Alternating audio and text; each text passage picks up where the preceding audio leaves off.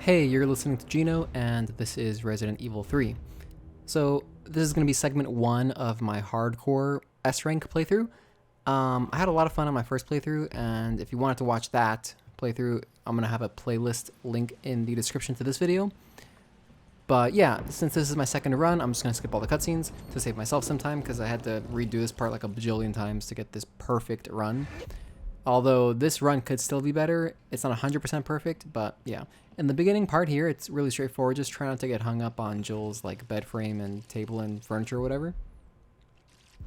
Anyway, my goals for this run, I want to get an S rank, of course. So you have to beat the game in under an hour and 45 minutes for hardcore. For every other time, it's like 2 hours, and except for assisted, which is like 2 hours and 30 minutes, I believe. And then you also have to beat the game not saving more than 5 times. On top of that, I'm also going to do the challenges no item box and no health items, or it's like 1 or fewer health items. And I'm not sure if that counts the forced green herb you have to take when you get infected, or like you have the parasite for the first time, you have to vomit it out. I don't know if that means like basically that is your 1 item. But anyway, we're just not going to take damage.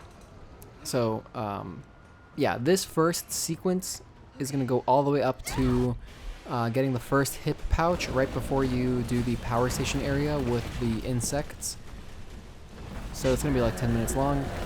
And yeah, it's pretty quick actually. If you're just skipping all the cutscenes, it goes pretty quickly. Even though like it seems this beginning intro, very cinematic sequence is going to be annoying to redo, it goes quick enough. And you get to marvel at the beautiful RE engine that Capcom basically just flexes on us with this intro part. Especially the volumetric lighting, it's insane. But yeah, I'm going to be doing like some speed strats, but not 100% because of the fact that it's going to be no damage. If you were allowing yourself to take damage, then you could take more risk and, you know, just heal if you take damage, whatever. Here, there is a zombie on the right after this cutscene that can grab you in like the cop outfit. And you will die on hardcore. Ask me how I know. So yeah, I get the pistol here. Turn over. Right here, you can save a little bit of time by running between the hydrant and posts and then making a 45-degree quick turn. And that'll save you getting stunned by the sign that falls. And this part's very linear.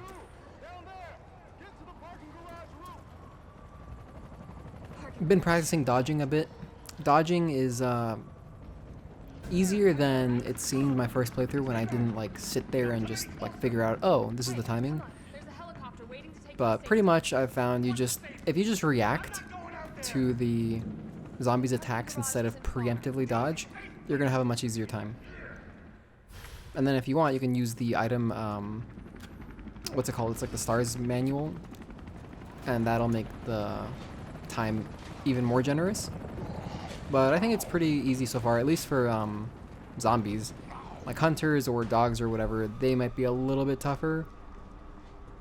Probably just hunters. Dogs seem pretty easy because there's barely any of them in the game. There's like only 2 that I can remember. Here, just dodge towards the button to save a little bit of extra time. And that is like super consistent. If you just start walking towards the left up diagonally, he will lunge at you and you can just dodge past him. And you want to go left because otherwise the guy on the floor will grab you. It's my turn, bitch.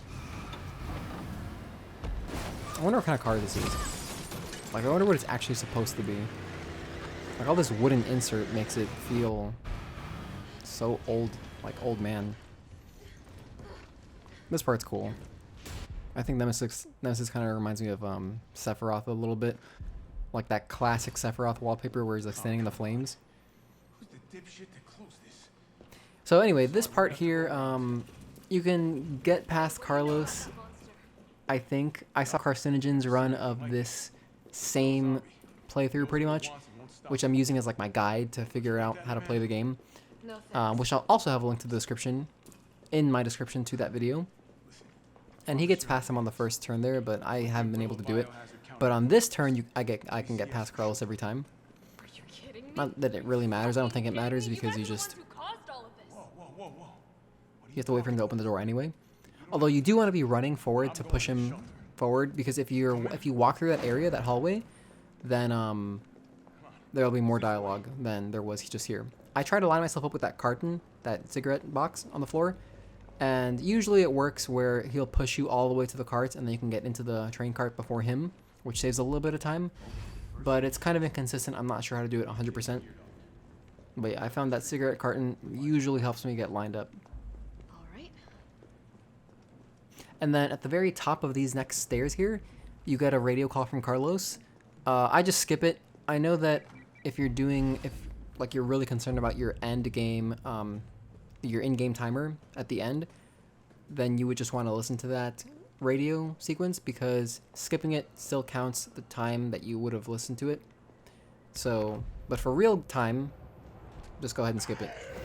That guy lunges towards you sometimes. Like, I don't always have to dodge him, but there he actually did lunge towards me and he was close enough so I was able to get the dodge. Here, that guy, the second guy, the cop, he only lunges sometimes, and then the guy on the left right before him pretty much never even looks at you if you just hug the right wall. Here's a gunpowder. That's going to be useful to make handgun ammo a little bit later in the insect power station sequence.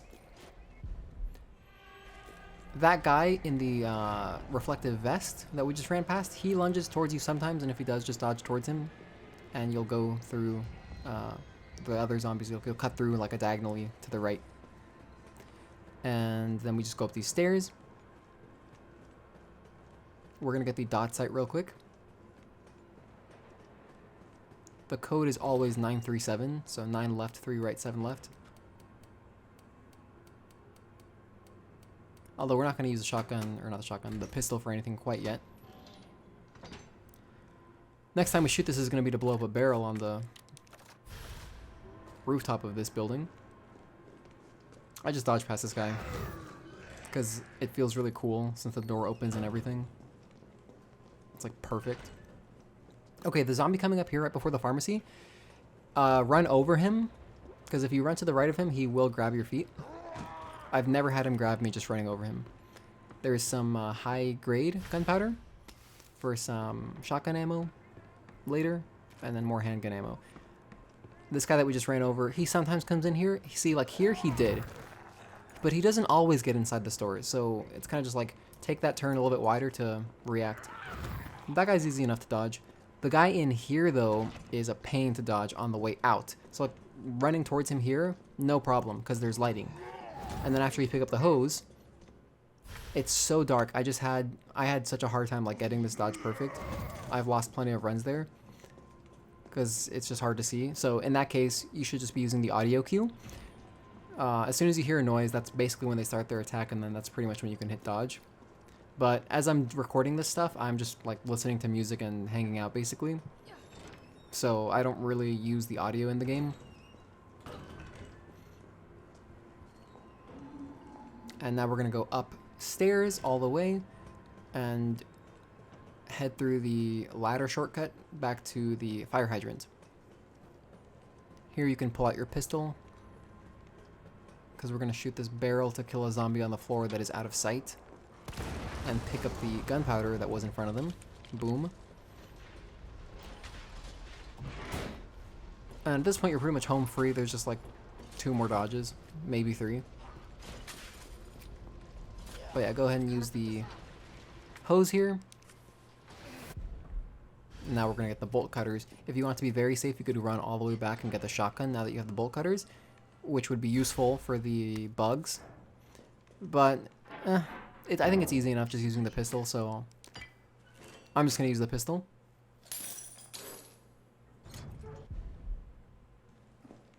Get the shotgun shells, #steelboy. And then through this door there is more handgun ammo on the right. For the dogs coming up, you can just shoot the generator as soon as the forward dog gets like really close to you, and you'll stun both of them and run past safely. But it's easy enough to just dodge, and I've only had it happen one time where they've dealt any damage to me. Like usually that just happens, like they'll jump towards you but they don't actually deal any damage, and I kind of just try to run a little bit diagonally, like not in a perfect straight line, And I've never actually, like, okay, so the one time that they hit my back, I didn't even take damage. Like, I was still in fine condition. Maybe I took like a microscopic amount of damage. Dodge past this guy, he always lunges towards you, but the bottom floor zombie only lunges towards you sometime. But yeah, there's the hip pouch. Here's our first save. Thanks for watching. I'll see you in part 2.